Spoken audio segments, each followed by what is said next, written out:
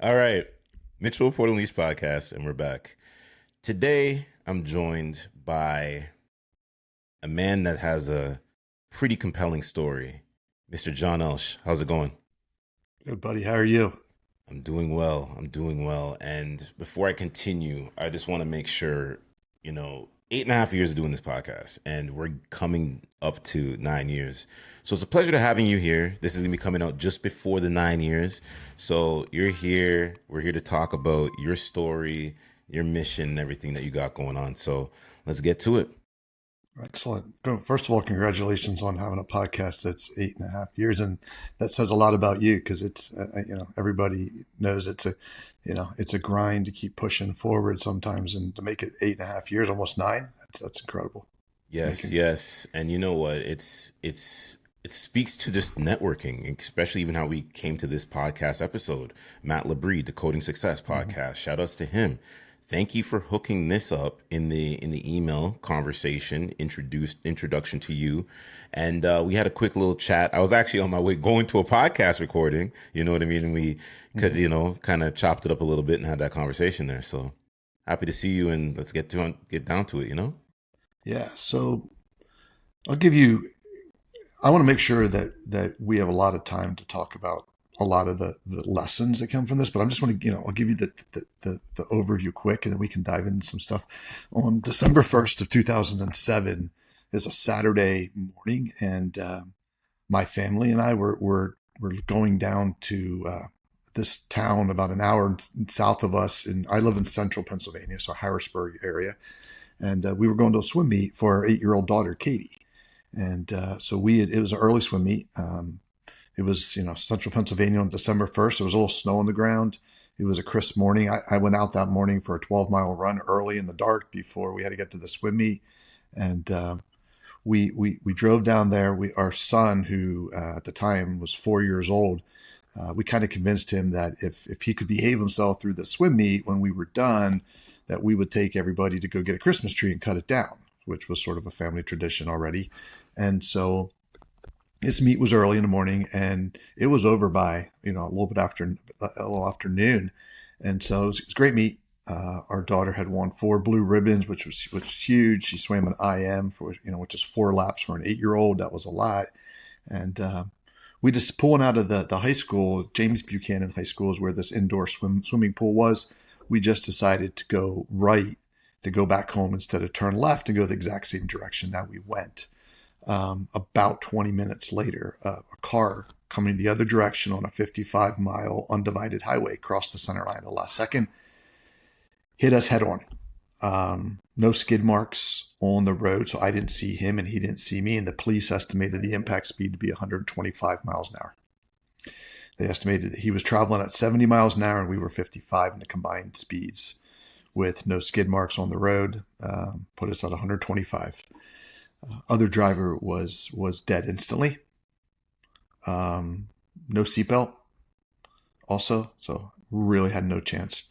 Um, my wife was in the front seat, unconscious, broken hand, broken foot, um, literally cuts, lacerations from the seatbelt, broken collarbone from the seatbelt, broken ribs. Our My son, James, the 4-year-old, was in a car seat behind us, behind me, and the seat came back and snapped his tibia in his left leg, and then the lap belt would actually sever his small intestine, um, without actually cutting his skin. And so our daughter, Katie, the 8-year-old, the swimmer, was the only one who would remain conscious. And the first responders would literally find her, um, laying or crawling between the front seats, just crying, "Daddy, don't die." Um, I was by far the most injured. Um, I took the brunt of the force up my leg, shattered my pelvis 4.5 inches apart, shattered my tailbone in half, and then my L1 through L4 all fractured. Um, my spleen ruptured, my diaphragm ruptured, which would collapse my left lung. Um, Completely unconscious. I would later be flown by Penn State football, Penn State University is literally middle of Pennsylvania, but their hospital, their university where they teach, is in Hershey, Pennsylvania, right outside of Harrisburg. And so they have these emergency helicopters. They call them Lifeline because Penn State's the Nittany Lion. So these helicopters, they happen to keep one of them in my hometown that is about 40 minutes from where we were. The closest trauma hospital was actually University of Maryland in Baltimore, but this helicopter was closer, was able to pick us up.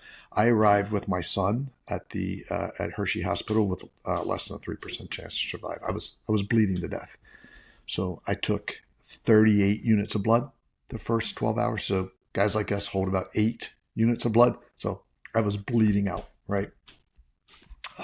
Completely unconscious. Um, my wife and my daughter were taken to Hagerstown, Maryland, which was the closest hospital that wasn't a trauma hospital. They'd be put on an ambulance that evening to be transported back to Hershey because I was going to die, and they wanted to get my wife up to my bedside before I died so she could see me. Did not have a really high probability of survival. They they worked on me for almost 2 days just trying to stop the internal bleeding, and at the end of 2 days just stitched me shut, saying, well, you know what, we can't leave him open, infection. They couldn't even close my abdominal muscles, they were so swollen, so they just pulled the top layer of my skin shut, stitched it shut, and said if this guy survives we'll have to fix that later. They'd later start to repair all my orthopedic, so like my foot's titanium. They put my pelvis back together with a titanium plate with 6 screws in the front, 2 in the back. They decided they'd wait and see what happened with my vertebrae if they would heal on their own. So at the time, they just let me open. But I spent 18 days in a coma. Wow. Yeah, woke up after 18 days, able to finally breathe on my own. I'd been on a ventilator the entire time, and that's where it kind of started. I always say I had no control over what happened. It was a freak accident. I'm not a soldier putting myself out there. I'm not a first responder. I'm not a police officer. I'm not doing anything dangerous, right? I'm just out there living, the normal parent life of going to a kid's sporting event, and out of nowhere, my life gets flipped upside down. What I could do from the day I woke up from my coma till today, I've had control over, and that's been my journey for 17 years. I've had 45 surgeries. Never gone a year yet without a surgery. I've been told I'd never walk again. I was paralyzed from the waist down. You sitting here on a screen, you can't tell, but I walk pretty normally at this point. Um, I spent this journey of trying to get better, then having huge setbacks, then getting back at it again to find that I have to have another surgery. I've been as high as 85% chance of amputation of my left leg over this period of time. Um, you know, Had to go back in and have my abdominal muscles reattached, which they couldn't. So I'm part Gore-Tex. Um, and then later they'd find a hole in my heart. At the time, the only living person that they knew in the world with a traumatic VSD, a hole between the right and left ventricle that wasn't there before and was formed by heart tissue dying. Because reality is that something else should have killed me anyway before this heart tissue would have died, all these other internal injuries. So the fact that I survived and then later would develop a hole in my heart was very unique, because other people, unfortunately, like soldiers being blown up, would have had potentially the same trauma, but they weren't blessed to survive. So they didn't have any experience of this happening, and that became a freak thing for a while where we just had to figure that out. Yeah. There's so much here, but first before I even go into everything, is to you to speak about that now and to hear and to listen to it. It's like that's the ultimate thing. I don't have kids, right? But when you hear you said your young one, your daughter saying to you, "Daddy, don't die." You hear those echoing of those words. Mm-hmm. It it's heartbreaking in a way because it's like it's a horrific situation that happened. And when you look at car accidents, and I've had some friends of mine that there wasn't the extreme of that what you went through, and they had to pull themselves back around. And some of it was like minor little injuries, but that PTSD is still there, right? And I feel Yeah, like I for want to spin sure. the conversation to you where it's like, how does that now shape you when you're driving in the car, or are you driving in a car, as Mhm. or you kind of just take your time with kind of what you do?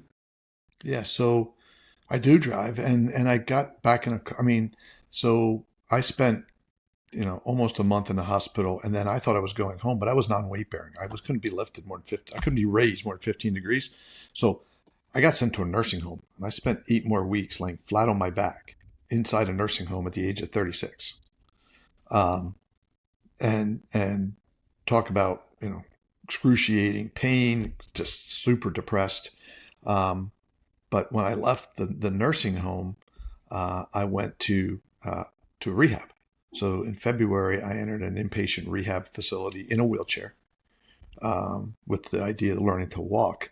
Um, because of some other things, like the fact that I fastened stretchy bands to my bed and would constantly use my arm stretches, even though I was a 185-pound runner and I was down to 150 pounds, but I still had used these stretchy bands to keep my muscles upper body, because I knew I was going to be in a wheelchair, and I just didn't want my kids pushing me around in a wheelchair.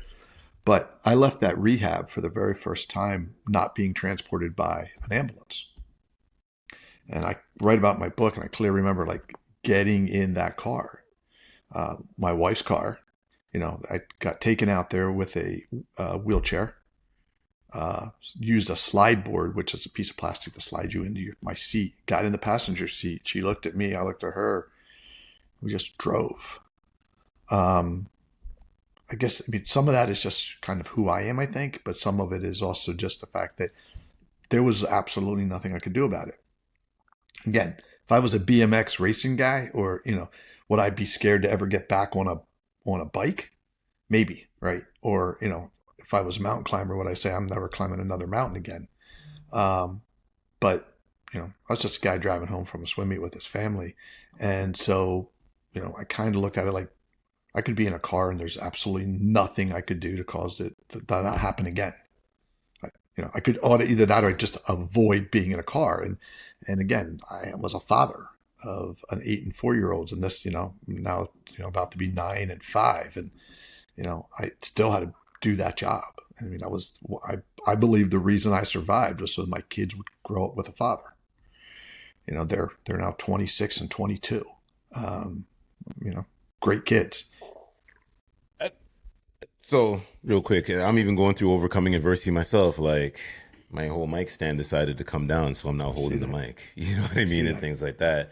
But when it comes down to that 3%, when you heard that, what Mm-hmm. was the first thought that came through your mind?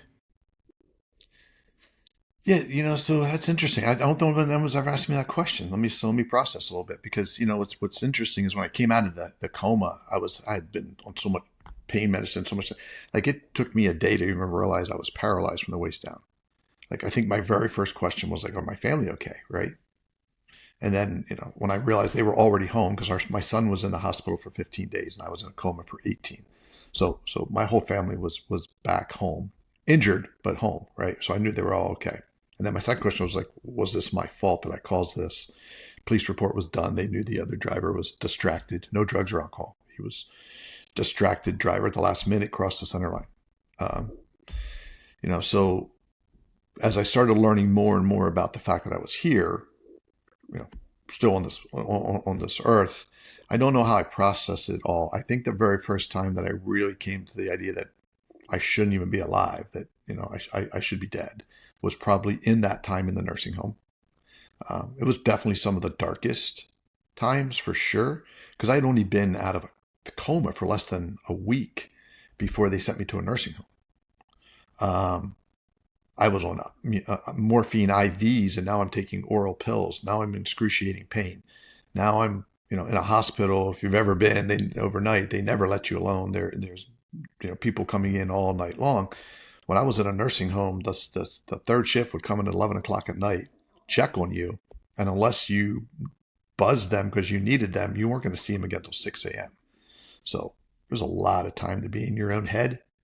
I always say it doesn't matter if you're 3 or 83. Nighttime's a scarier time than the rest of the day. I mean, we've all been up all night worrying about something. The next morning, go, why the hell was I up for 2 hours worried about this? It seems so silly now, right? Well, that was my nights for a long time. So, the 3% number was just something that was given out to my family, and then later doctors that I would talk to would tell me. Um, but I guess it was a combination of gratitude that I was here, and I don't think there were times that I really wished that maybe I died. Particularly really painful times in the nursing home where I was just in so much excruciating pain and had no idea whether I'd walk again. Um, and what my life would be like if I'd ever again, I was at that time I was driving to get my life back. Ironically, what I needed to be doing was coming to terms with what my life was going to be. Like, in other words, I just wanted to get back everything that I had, and that wasn't going to be possible. And for a lot of people, for any types of positive or negative changes in their lives, lives have changed. You win the lottery, your life changes, right? So, Absolutely. yeah. Absolutely. So I this concept that I was just going to try to get my life back to exactly what it was. I was going to be a marathon runner again, like I was, and my kids were going to look at me exactly the same, and my wife would think of me the same person. Like, that's all I wanted, and it took me more than a few years to just come to terms with the fact that this was what my new normal was. No, I hear you on that. You know, we hear of like injuries and things like that. So now where you're at now, right? Is there anything like with sleep? Let's talk about that. 'Cause sleep is important. Is Huge. there times when you're sleeping like you can visualize those memories back as well? Yeah. So, first of all, sleep back after the accident was hard, and it was hard for years because my back was shattered, pelvis was shattered. I mean, I sleep on a bed that's the equivalency of what a massage table would be. I mean, that's how firm it has to be for me. So I wasn't getting a ton of sleep, but we all know, like, I mean, I am a sleep fanatic now. I track it with my Aura ring for, like, I got one of the original Aura rings from a doctor before it was even out in public. So I've got I like love six that. years, 6 years of data on it, and so sleep matters, but part of me has always been a little afraid to open that Pandora's box. Um, I spent a lot of time working through alternative forms of pain management to get me off narcotics. One of them was biofeedback, and it worked really well for me to go from 90 milligrams of morphine to 60, 60 milligrams to 30. I had to go through withdrawal every time, which was horrific, and I don't. You see anybody who has to go through it, it's why the addiction stakes, because it's so hard to go through the withdrawal. Um, but that also allowed me to kind of separate the pain from my realities and allow me to function a little better. But it also makes it really challenging to want to reflect emotionally on that kind of moments. So I don't have dreams about the accident per se. I have you know hallucinations and memories from those first, like, few months, that some are drug induced, some may have been a reality, some of them might have been a combination of outer body experiences. Like, they were, they're literally the first part of my book, because it's like the first couple chapters are literally this chaos that is everything that's going on inside my brain, and mashed with everything that's really going on around me. And that stuff comes back still. I mean, I had to do it again over and over again for this book, to go through the edits every time, and have to Jeez. rehash it and relive it. Yeah. With everything now and where you stand, where you sit, right? Look at now your mission. What would you tell? Because this is gonna lead into like the book and things Yeah, like that. What would you tell your younger self now, where you're at right now? yeah. That one, the road is long. mean, 17 years. I've been battling the same kind of battles for almost all that time. Um, Two, that you're going to have some real highs and you're going to have some real lows. And, the sooner you can figure out how to knock the highs and the lows off and live somewhere in the middle, the more calm and complacent with where you are will be. And I think the most important thing that I tell this to people all the time, like, you've got to learn to give yourself some grace when you have setbacks. Like, you can't, you as many times as, I'm a pretty driven guy, and I was a really driven guy before the car accident. And, patience was not a thing that I did well. Well, get paralyzed and spend, a total of 12 weeks laying flat on your back, and you'll learn patience. um, so, I would tell myself, give yourself some grace. Like, literally understand that sometimes you're just going to have a setback and you're not going to want to pull yourself up. You're just not going to have it in you. But you will. But, and so I've learned to sit quietly when I have to. But I still, when I decide to go 100%. Like, I'm still that person as soon as I pull the trigger. But until that point, I can try to be calm now. And, that was a really hard thing to learn for somebody Yeah. who's driven all the time to want to keep going fast. Yeah, and that's the thing you hear with any type of specific injury is that people then develop patience because that Yeah. road to recovery. We look at some of these athletes, just to kind of intertwine it. Hmm. Jason Tatum, Achilles, Tyrese Halliburton, Achilles, Dame Lillard, Achilles. These guys have to go through the patience, the perseverance. And those are like world class athletes that have fully monitored of coaches and training staff and Hmm. medical staff. For us as the normal human beings, we may not have all those access points. Yeah, we get it when we're in the hospital. We may get it when we have to go through physio and things like Hmm. that. So it comes down to like that strengthening the biggest muscle. I always say is the mind. Then it's Yeah. the heart. Some people gonna say the heart and the mind, but it has to go with the mind because it's like I always go back to Bruce Lee. It's so wild we're doing this podcast today, and I saw a clip. And it's always Bruce Lee says, "Empty your mind. Be be like water." Hmm. And so many folks, and I know you can speak to this here, don't really want to develop that mindset when it comes down to overcoming that adversity, when it comes down to slowing it down to speed it back up, because we're such in this go, go, go, go, go lifestyle. We work 8 hours a day or 12 hours a day. We come home, we may be dating, we got to make food, we got to go to the gym, we got to do all these things, and we're consistently jumping through hurdles. Hmm. But for you figured out the formula to say, hey, listen, I got to slow it completely down to then pick myself back up to be able to tell my story, to be able to help people in the community and things like that. Yeah. So when I, developed the second part of this book, um, really was about coming up with these like kind of 8 pillars or frameworks. And honestly, the first two are mental. The first one's commitment. Like, again, commitment is one of those things that everybody speaks about how important it is, but I talk a lot about the fact about sometimes you're not ready to be committed. You're not in the right headspace. You don't have the right surroundings. You don't have the right tools. Um, and so somebody can tell you you should do this and you should know, and you may even know in theory, you're right. I need to do this to take care of myself. I need to do this about my job or my relationship, but you're not in the right space to do it. That's a mental hurdle that until you mentally can commit to something, the physical parts are kind of not really relevant.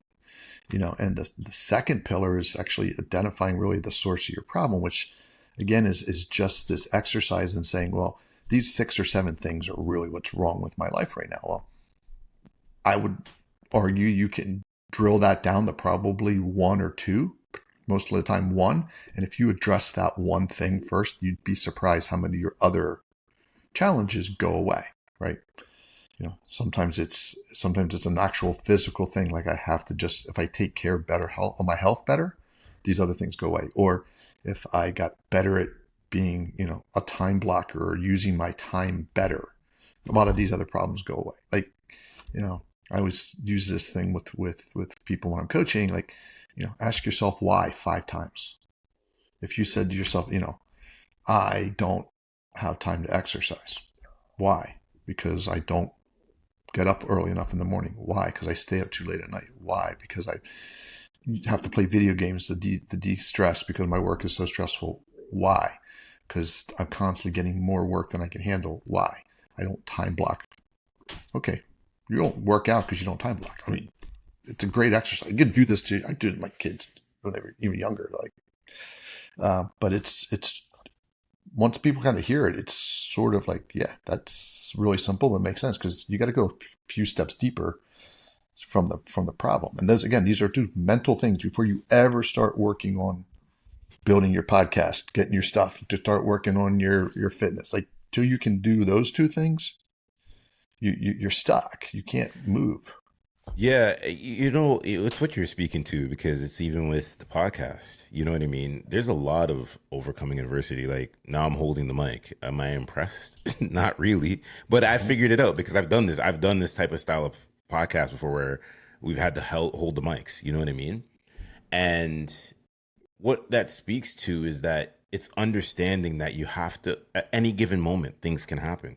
Technology is not the greatest thing. It's the greatest invention we have, internet, AI, things like that.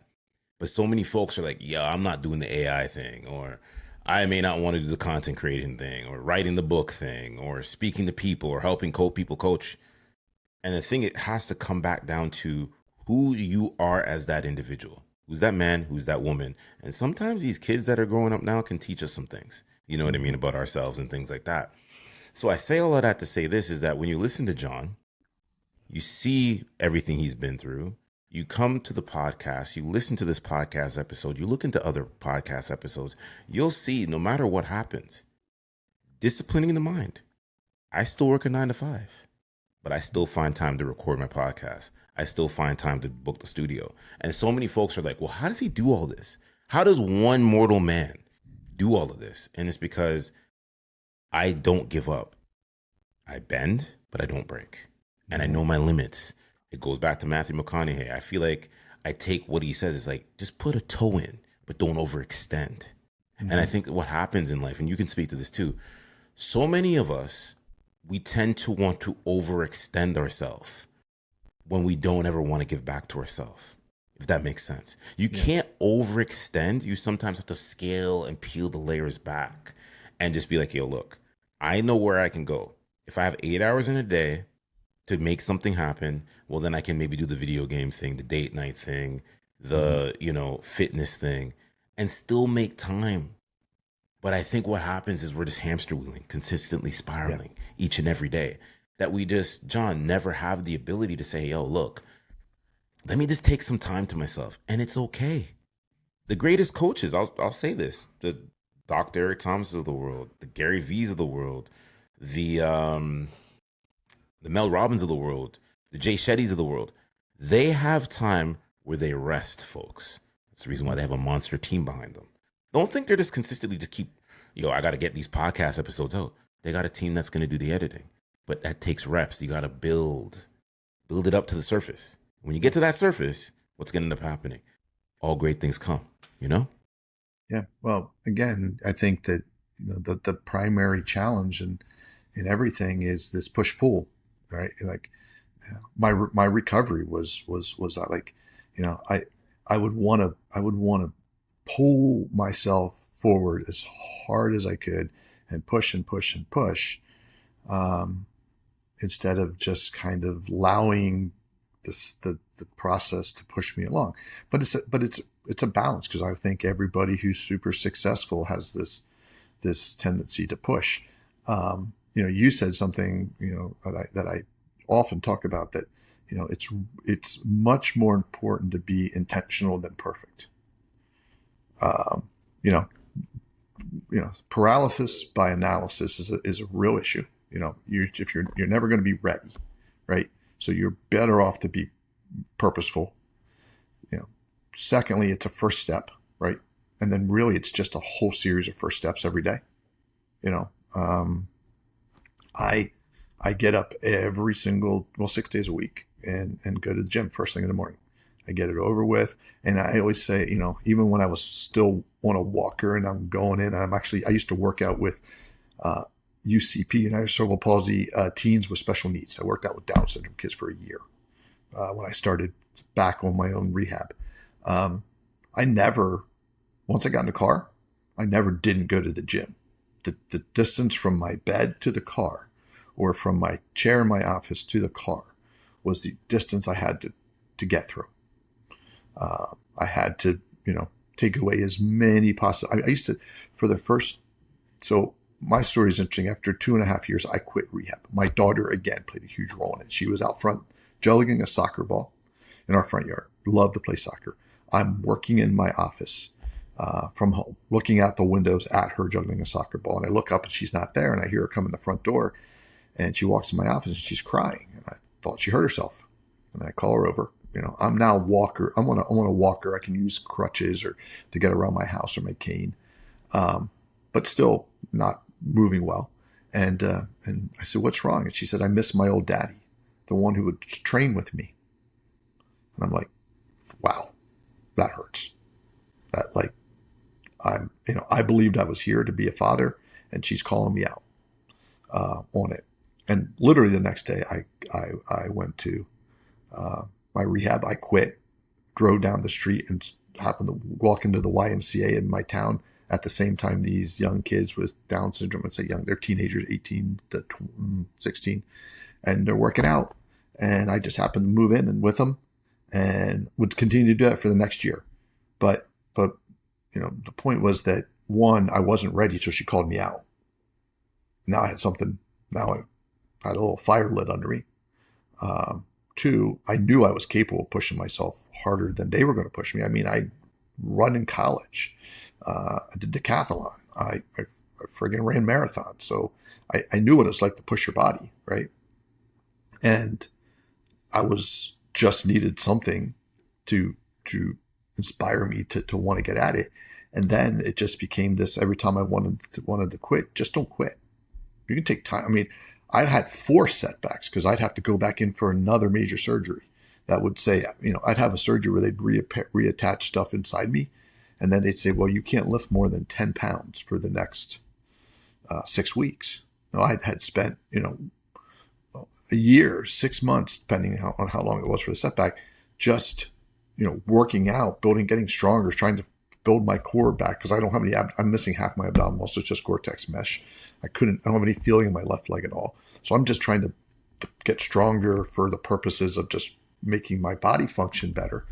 And then they tell you can't do something for 10 weeks. And then, if you ever try to start running or start lifting again after like a bunch of time off, it's really hard. Like It it's is. It hard to is. motivate Yeah. yourself because you know what you're going to have to go through again. You know you're going to be weaker than you were. You know you're going to get sore again. You know your lung capacity is not going to be as good. Like it's all just a reset. So those were the times where I just had to say, you know what? Don't just got to sit till you're ready, and then when you feel like it's time, you'll just go do it again, um, because you know how to do it, and you didn't quit. That's the difference. I didn't quit.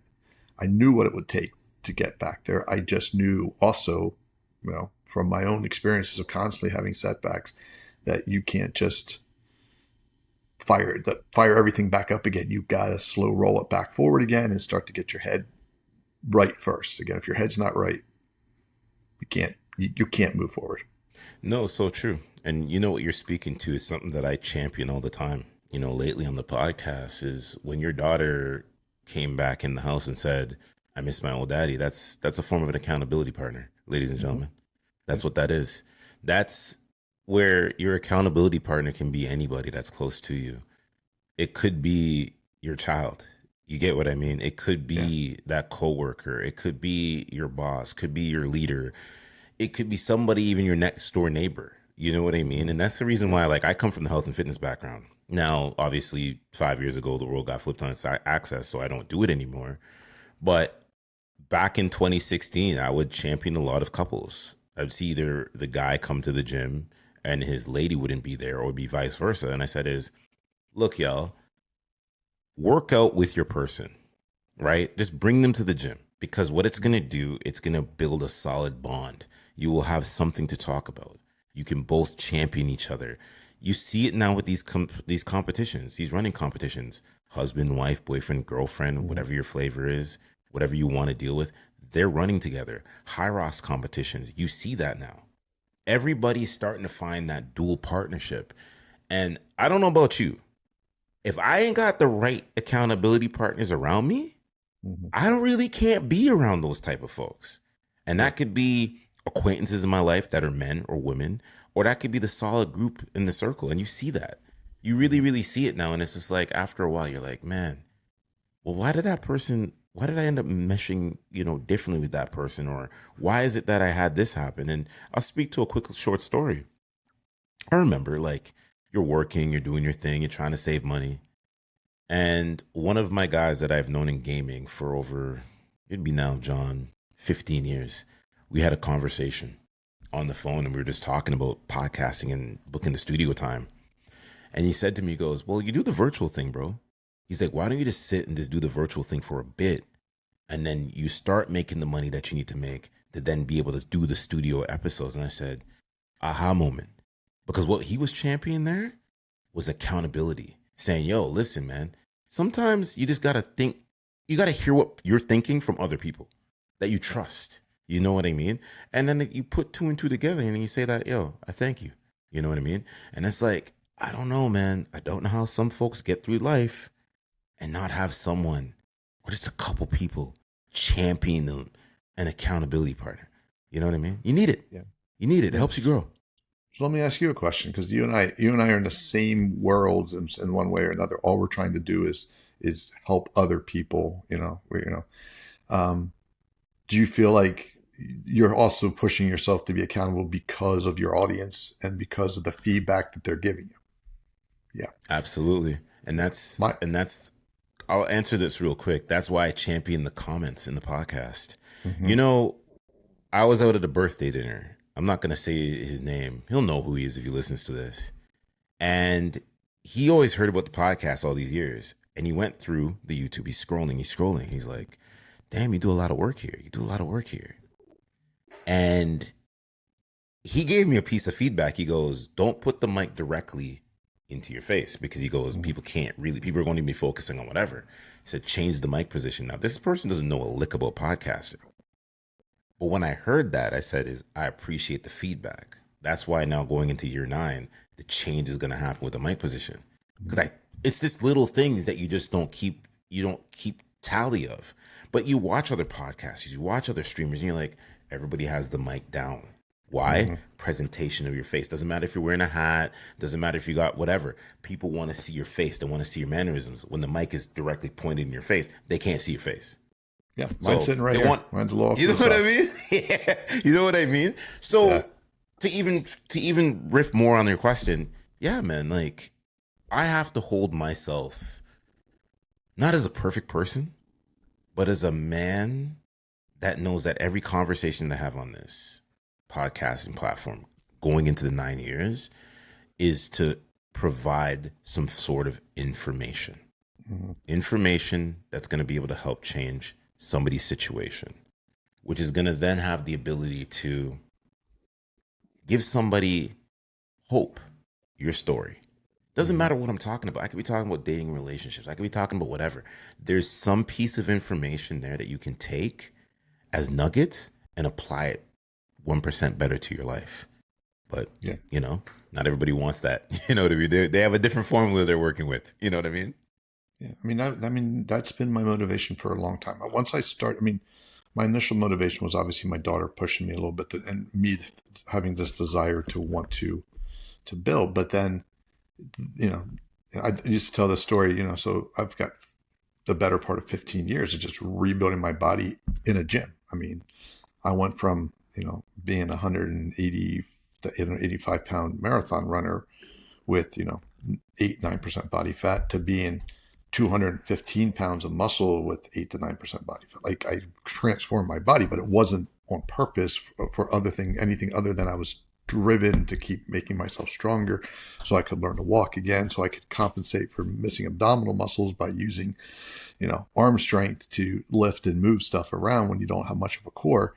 And, so those stories and people, I used to tell a story. I'd be at the Y, and I love locker rooms. I always have. And I love being around people working out, whether it's for sports or whatever. And so I'd be out there working out, in a t-shirt. So I'm kind of fortunate. They didn't even know if I had any head trauma until I came out of my coma. Fortunately, I had none. I have, I'm scarred from here to here across my legs are purple from all the damage that was done to them. But I'm in a pair of pants and a t-shirt, and I'm walking. I'm in good shape, and I look like I have no issues whatsoever. And so people would be like, these old guys would be like kind of watching me at the gym, and then I'd get into the locker and I'd be sitting in the sauna with them, and they'd look at me and they go like, "What happened to you?" And I literally have like stitches with big stitch marks straight down my chest because they just stitched me shut without a plastic surgeon because they didn't think I was going to survive when they closed me. So I've got all the stitch marks like an old guy's open heart surgery, right? These guys would be like, I tell them the story, just a quick version. They'd be like, "Oh my God," it's like looking at you in the gym going, "Man, I want to be that guy. I just want to be that guy." And now you tell me your story and I don't want to be you. I mean, that's the reality of my story. Like, it looks great now. And when they hear, I'd have doctors when I'd go into I had to go into an ER because I threw a blood clot in my lung from surgery. So I had to end into the ER. And it was at Hershey, Penn State. And the guy comes out and he was like, "My God, on paper, you look like shit." Because my medical record was this thick from all the surgeries. But he just made an assumption the moment I came in there without knowing anything about me that, I was otherwise a healthy, strapping, that time 40-some-year-old guy. And so, my motivation now constantly is this expectation, one that everyone kind of has for me, right? Which I don't mind at all because I feel like I'm trying to make a difference, right? At the end of the day, the more people that read my book, the better it does on a bestseller list. The more people are interested in reading it, the more I talk about it, on podcasts or I go and give keynote speeches, the more I may, one person takes it, right? There's a story that my pastor told a few weeks ago. I put it on TikTok. I put it on TikTok and Instagram. I was like, this just hit me super hard today, and I've heard it before, but I forgot. And this is a story about this young boy on a beach where all these starfish have washed up, and they're laying all over the beach. And this older guy comes out, and he just looks out and sees this boy throwing these starfish back in the water. And he says, "I'm going to teach this kid a lesson." He walks up to him and he says, "Do you think you're really going to make a difference? There's thousands of starfish on this beach, and you're just picking up what you can and throwing back in the water."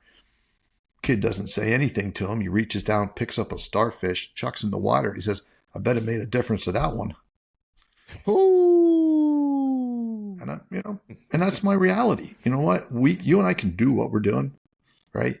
But we need to be okay with we made a difference to someone, right? And if we did, is it worth it? You know what I mean?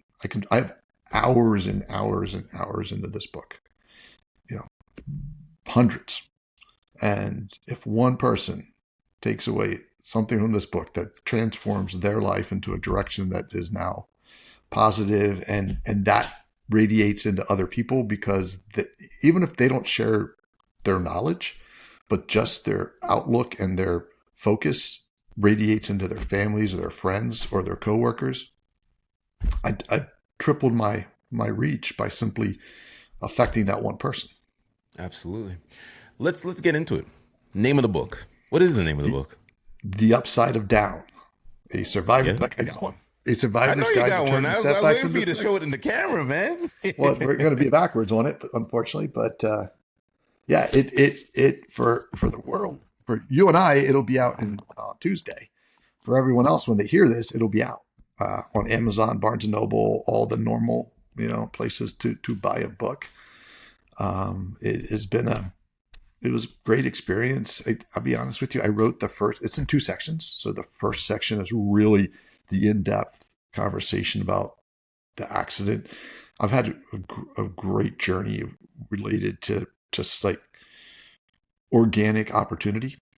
And so, because I was working out with those special needs adults, um, an organization created an award for survivors, and I actually ended up winning that. The organization actually it's Eagle Rare, the bourbon company. If for your listeners, if they're into any bourbon, they all know who Eagle Rare is. It's owned by Buffalo Trace now, and so they gave a $10,000 donation to a charity of my choice because of my story, right?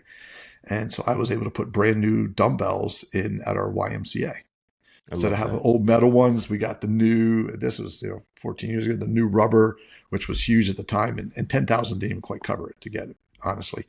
But we were able to do that.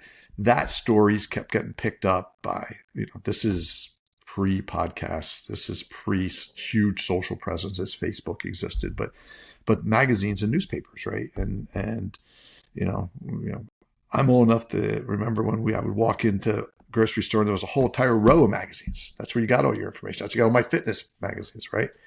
And so somehow Men's Fitness magazine saw my story and reached out to me and said, "We want to write an article about you." And I thought, back then they had a thing at the last page that was called Success Stories, and I thought it was just going to be like that. And they took it to their editing meeting and they decided we're going to do a whole feature on this.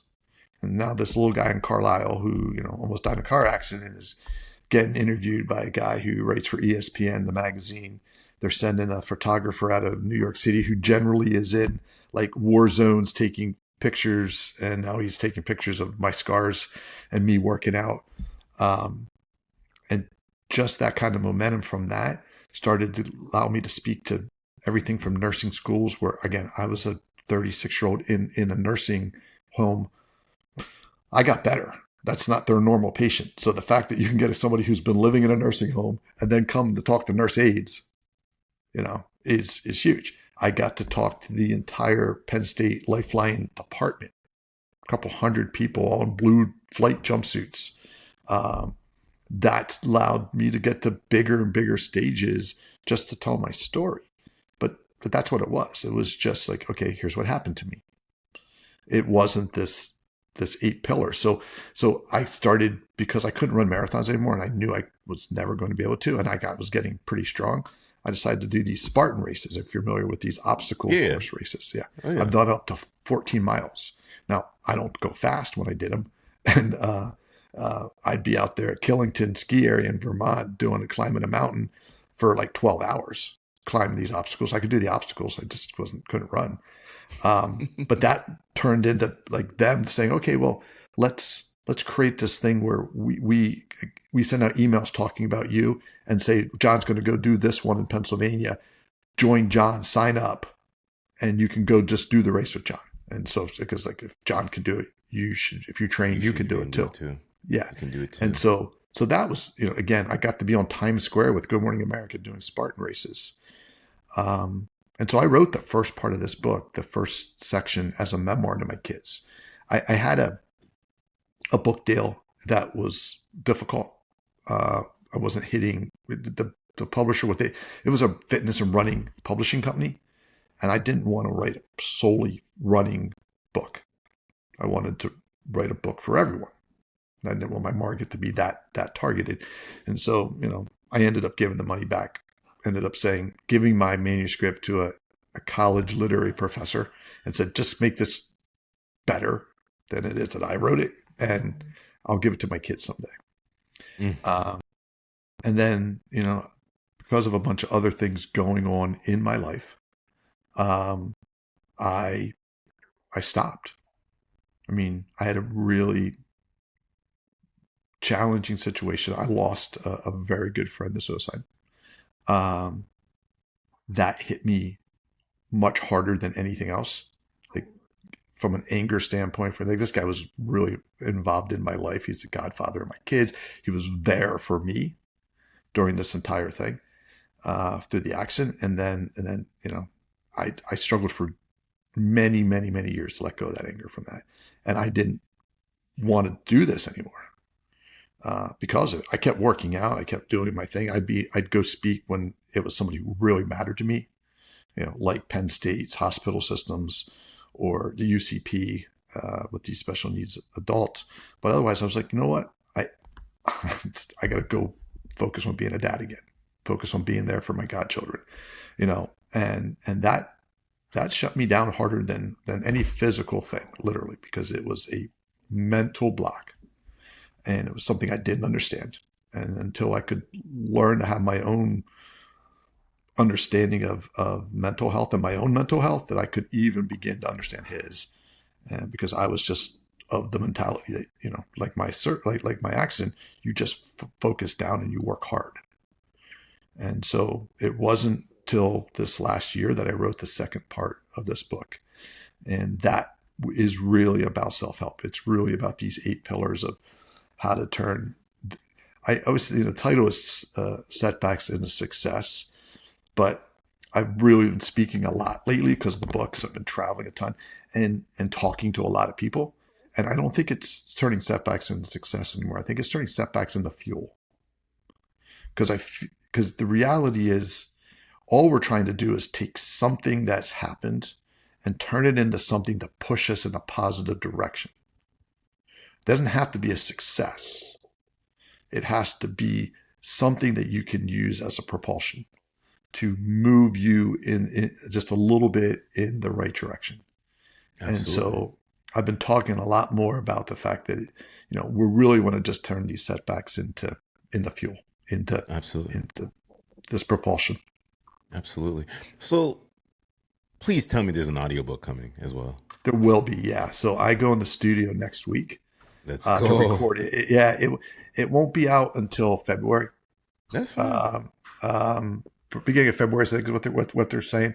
The book industry is something I had to learn, because you think you write a book, you think that's the part of it. It's not. It's like you think you do a really, really great podcast, but if you can't put it in the right places, it doesn't matter, right? So absolutely. And so for a big part of it, it has been learning how it works. So my book comes out. All books come out on Tuesday. Didn't know that. Mine's coming out the 7th of October because there's a strategic reason my publisher has for putting it out then. The podcast, we don't want the podcast to take away from book sales, because bestseller lists don't carry podcasts or I'm sorry, podcasts, audiobooks as towards their seller list. It's a whole nother world, right? It's more similar, by the way, to podcasting than it is to actually book publishing. And so they're like, let's wait till at least a month or two till your book comes out so we can sell books first. And then the podcast people disagree with that 100%. And then so did the publishers who do audiobooks are like, oh, you can put it out. But nobody wants to put it out at Christmas, and nobody wants to put it out the first week of January when everybody does self-help. I mean, my book will be there and it'll be great. I hope that there's more people who find it at that time, when maybe they get it as a holiday gift. And maybe we have, people in January who want it. But yeah, February. So I'm going to record it myself too, which, by the way, translates to, it'll be a 5.5 hour audiobook. They're saying 15 hours in the studio. Yeah, you got that. Listen, 5 hours at a pop. You got Matt. Matt knows a little something about podcasting. He does. Myself, you know what I mean? So it's honestly, I've seen some folks write books and do the audiobooks, and not to take away from the conversation here. And me, I'm more of an audiobook guy because I'm always constantly on the move, and it just makes some more sense for me. But what I'm going to do, and you're going to hold me to this, when the book drops, and by the time this episode will come out, it'll be 2 weeks after, I'm going to buy 3 books, 1 for myself and 2 I'm just going to give away, right? I'm going to do that because I truly believe in the creator first. Now, what that means is, yes, you're telling your story, but now you're creating something for the whole entire world to consume. There's 8 point some odd billion people in this world. So it's like, what can I do here from Canada, from my end, to extend you know, that love, that appreciation to you to come on, tell your story, but then to be able to get into other people's hands and things like that. And that's going to be happening. Like, I've been always been sitting here and be like, you know what, I might even do a whole like collection, like a little prize pack giveaway, and like all my favorite guests that have come on, right? Buy something of theirs and put it, and just raffle it off or something like that, or just give Yeah. it away. Do a giveaway. You know what I mean? Because I think a lot of folks don't realize when we sit here, if it's on a podcast or putting our pen to paper or pencil to paper, or we're using a Kobo or using Google Documents, or we're doing whatever to write something to put it out to the whole entire world, that's a lot of work, right? And you got to Yeah. think that's editing, that's time, that's that doesn't sound good. You got to go into those meetings with other editors for them to give you feedback. And yo, this can't go here. You need to move this here. And it's a lot of work.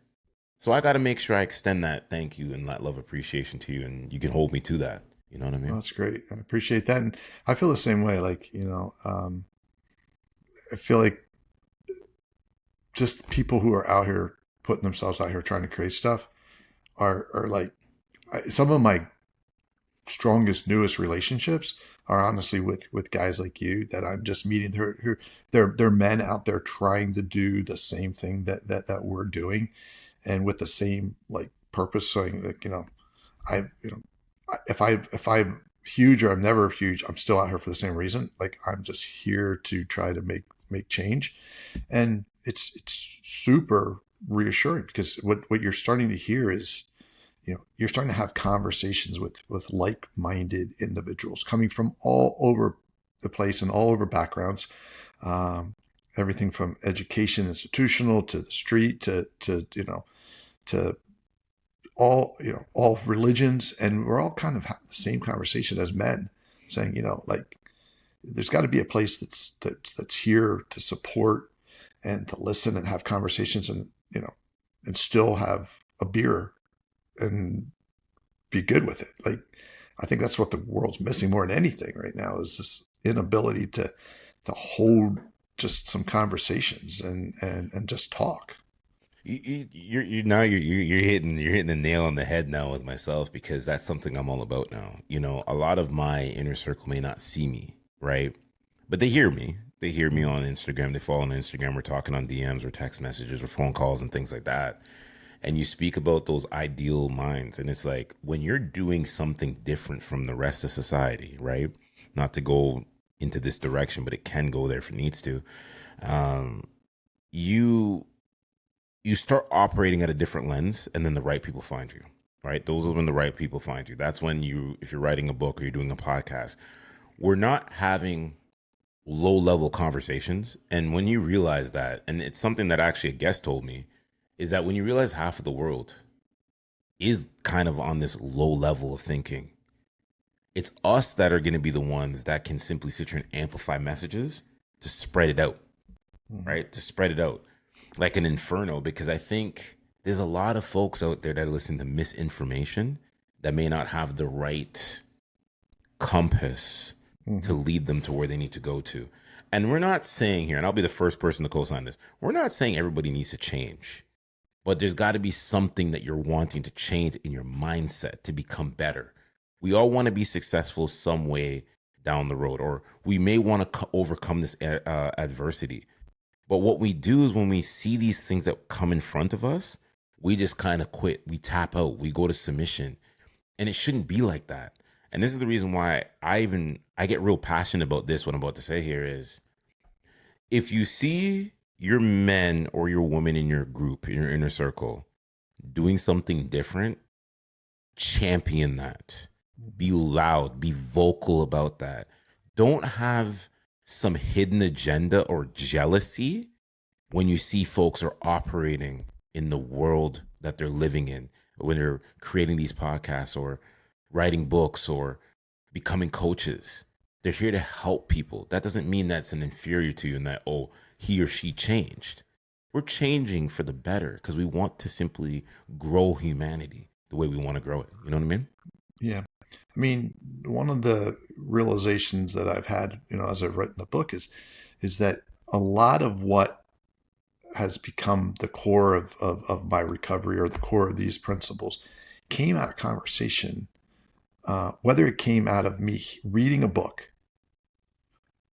or listening to something, it only became valuable when I sat down and shared it with someone else. Like, so you and I are growing together right now, right? And we hope that the podcast goes out and it reaches someone else. But I would encourage everybody who gets something today from this podcast to share it. Like, literally say, I was listening to this podcast, is like, incredible story. And this is my takeaway was this, because if you just hold it to yourself, it doesn't grow, and it doesn't help you as much as you always say, like, the best way to learn something is to teach it, right? Thank you. The best way to get through a lot of these challenges is to get as much information as you can. But I would tell you that almost all of my big aha moments came from me having conversation with people and saying, this is what I thought, and what do you think about this? And well, makes sense, but why? Like, you're having a dialogue. So we can take all this information from my book, we can take all the information from your podcast, but if you don't do anything with it, if you don't process it out loud, in my opinion, it has to be out loud in a group, then you're really not, you'll take snippets of it, and maybe they'll still move you a little bit, but the big advance, the big step is going to come from taking that information and just sharing it. Like, I've learned so much more about myself just in this 12-month speaking podcasting. If I stand in front of an audience and speak, I control everything, right? I control what we're going to talk about. I control the dialogue. I control what they're going to see. My favorite part of just most all of this that I always stay around is, who's going to come up to me afterwards and want to talk? Who's going to challenge something I said? Who's going to tell me their experience and what they went through? And now I've actually getting something, probably in my opinion, often greater back than what I just gave, because now someone's challenging my thinking on something. And that's why podcasting it's my new favorite place to share my story, because you asked me a question that I told you no one asked me before, so, you and I are building something that is a conversation that I can't do by myself. Oh, we gonna listen? Come on now. Matt came on the show 2.5 years ago. So any friend that Matt's going to introduce me to is a friend of the show. And I always say this: it doesn't go for everybody, but there's particular folks I say at any given time. Mikasa Picasa, like, the show is yours too. If you need to come back and there's something that you're wanting to talk about, or happen you come to the Toronto area and we're going to sit there and you get a speaking gig, because I know they're coming. Yeah. It speaks to what we do here in the podcasting. That's the reason why I'm so heavily focused on moving actually away from the audio pace, but really exclusively putting things on YouTube. Mm-hmm. And I'll tell people this: the reason why YouTube is the go-getter when it comes down to podcasting. It's the biggest search engine with Google, right? Yeah. So anything you're finding, if you type in John Ulsh's name, it will show up in the podcasting directory. Mm-hmm. If you Google his name, it will show up in the SEO. But so many folks are like, well, Rory, I don't know about SEO. Well, this is the information now you need to disseminate and be like, what is SEO? Start going on your Google.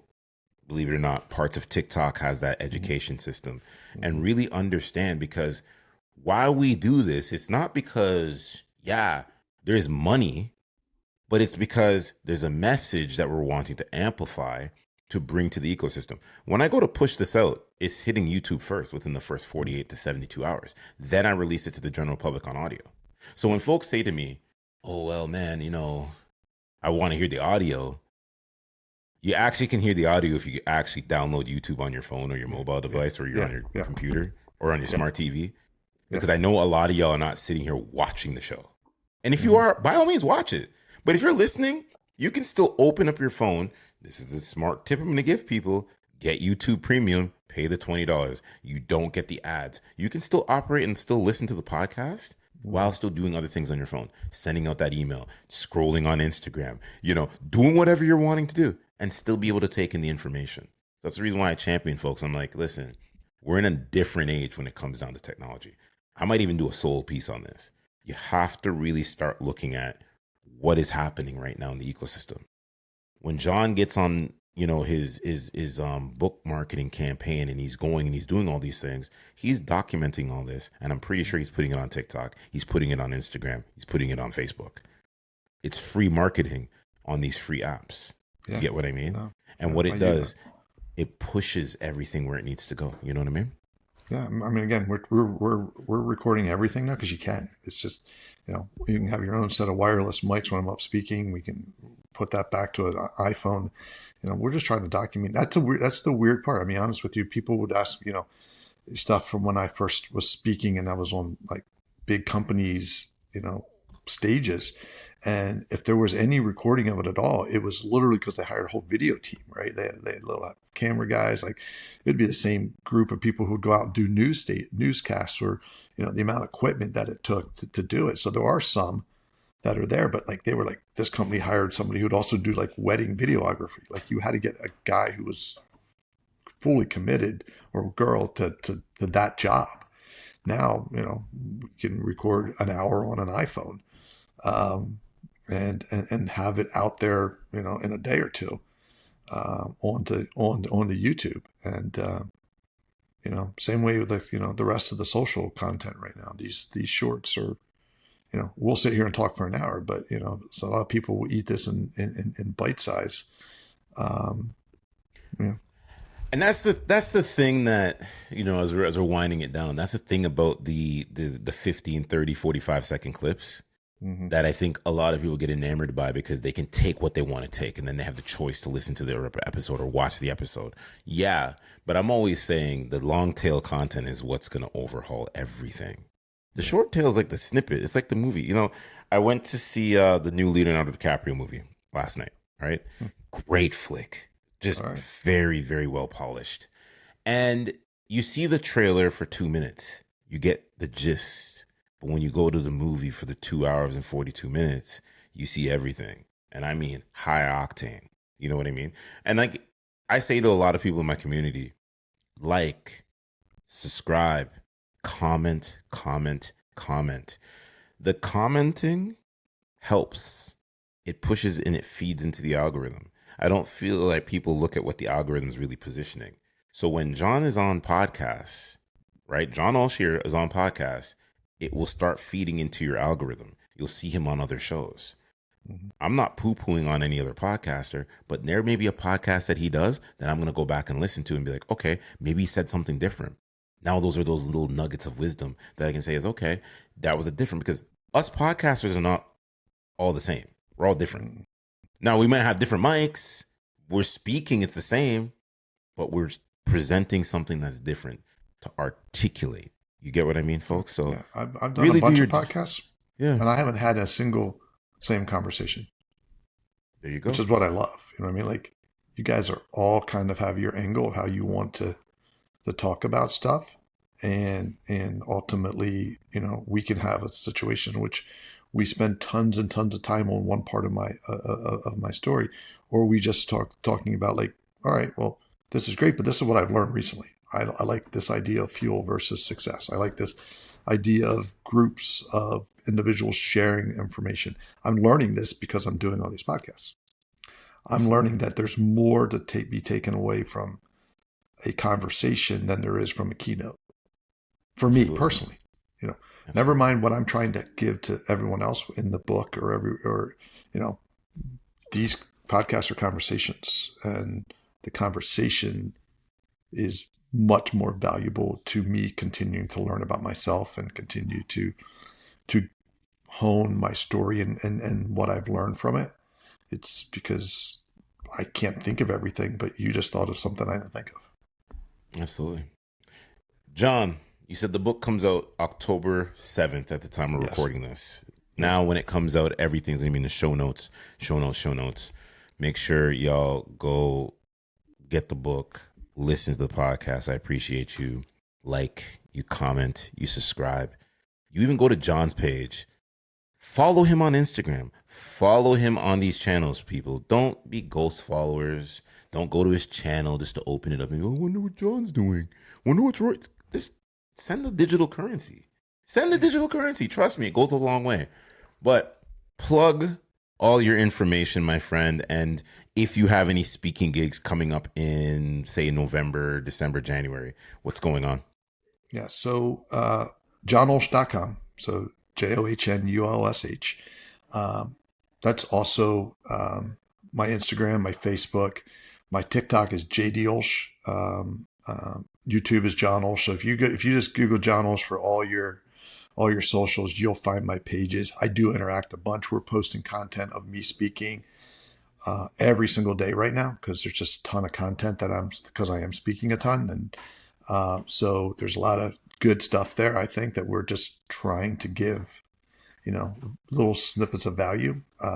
It is interesting. I'm having my first TikTok blow up this morning of all things. Let's go. Let's Yeah, yeah. go. Let's It go. was at 60,000 when I got out of bed this morning, which I've never had like anything like that on TikTok. Instagram, yes, but I not love TikTok. it. I love it. So It's hopefully, marketing, ladies and gentlemen. hopefully this is not going to continue. But yeah, if you send me messages about situations that make sense, I'm always giving feedback. Like I said, one of my favorite parts of keynote speaking is having the Q&As afterwards. I like people to ask me questions or challenge me for that matter, and it doesn't bother me. I don't, Absolutely. my story is my story. That's the good thing. I didn't reinvent anything really. We just used systems and things that we probably learned. I put it into something that I could execute personally, and I hope other people can as well. The speaking stuff is almost all organizational, private, or so right now it's been a lot of actually organizations who said, I'll pre-order 100 of your books to give to our event. And I said, I'll come speak for free. So it's a good for me because I get 100 books pre-ordered that get me towards a bestseller list. But come November, December, I'm continuing to fill those obligations. We're toying with some other speakers, coaches right now about doing some retreat work together. Because, again, there are a lot of people in this space out there trying to just help people, and we don't compete, at all. I mean, we also often are sharing our thoughts together. So, I am looking for the start of 2026 to be able to maybe do something where there's a bunch of us speaking instead of just me. I've done a couple TED Talks that way, and honestly, I enjoy the fact that I can, experience and learn from other people as well as just me being there. I love that. I love that. I appreciate you, John Ulsh. Before we get out of here, you plugged all your information. Now we gonna have some fun, Okay, right? You're a Philadelphia Eagles fan, so I want to hear it. Go Birds! Yeah, you gonna sing the song too? I No, I won't, but I should. I will, sir. I will when we get off this podcast in about I hear you. I know 35 you will. minutes. I know, right? You got 1 o'clock Eastern. At the time of recording this, is be the Eagles versus the Denver Broncos and things like that. So, I have one question to ask you.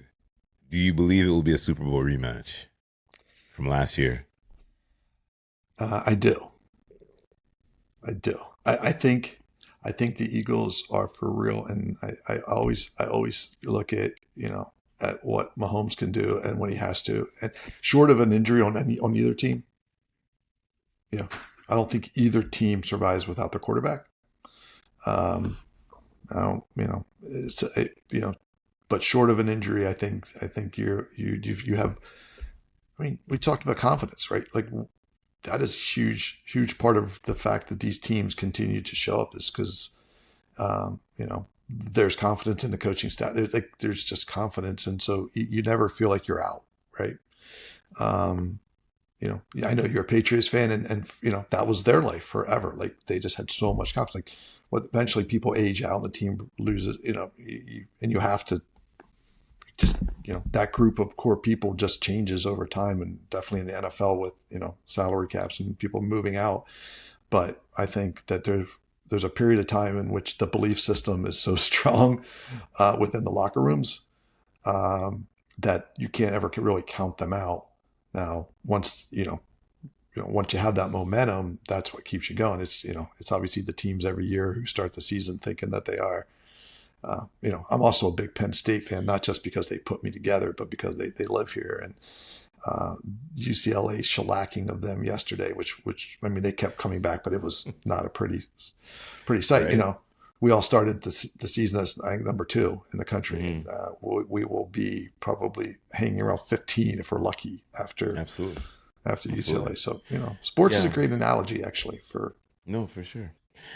I'm with you on that because I truly believe, and I called it at the beginning of the year before we get out of here. Again, I keep saying that, is Philadelphia's for real. And I gotta show some love and support to Philly because my family friend, Sidney Brown, right, from my hometown, he Yeah, plays for y'all. And his yeah, brother plays for Chase plays for Cincinnati. So just to see those two kids and being so intertwined with that family, and I'll just say this, like my best friend, he's no longer here, is their uncle. You get what I mean? So yeah, yeah, that's how deep that flows through. You know what I mean? And things like that. And we see it. We see the talent pool in the NFL, and we're getting to the point right now is where what I think like we're entering week 5. Yeah, we're entering week 5. The separation of the teams is going to start happening now. You're going to start seeing who's the contenders versus who's the pretenders. Then there's going to be that little mini reshift in November to really then say is who's going to be NFC, AFC championship, and who's going to be that dark horse to sneak in, and run the table yeah. and things like that. But no, I can confidently say for me right now, it's NFC, Eagles, Tampa, and I'll throw the Packers in there. I know Detroit fans are gonna say you're not talking about us, Yeah. but that's just what I'm saying. The NFC, so it is what it is. Well, and the good part is that you get a new season every year, and as a fan, I mean, I've been a lifetime Eagles fan. I'm 54 years old. I always joked with my kids that all they'll never notice like Super Bowls. It'd be like my cousins. I told you they're all from Boston, right? So they're all 60 years old. I used to go to Red Sox games where we just get bleacher seats for a couple bucks because nobody would go to the game. Like, nobody, knew rooted for the Patriots other than people from New England. Like, we all have, I've had many, many seasons of uh, Philadelphia sports. I mean, baseball, Phillies were good. Sixers were good at a period of time twice. The Eagles, the closest I ever got was a McNabb disappointment. So I'm not winning and throwing up on the sidelines. But the fact that we're now in a champion city again is fun. It's great. But when they're bad, I'm still going to be rooting for them. And that's the thing. What I love is that when certain cities can get like dual championships in the 4 major sports as well. You Mm-hmm. see it with, Boston sports is coming back. Like my only two Yep. Boston teams that I do is Patriots and the Red Sox. And Yep. then Timberwolves for basketball. And then hockey, it's the Rangers first.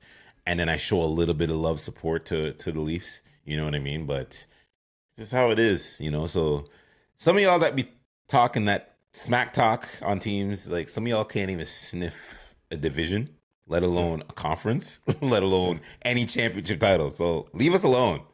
Yeah. Yeah. Yeah. And by the way, your team's probably in a better city. So, if you're the Titans, how bad can it be? You live in Nashville, right? I mean, you're a Titans fan, but you're still get to hang out in Nashville, right? That's what I'm You're not. saying. You get Nashville.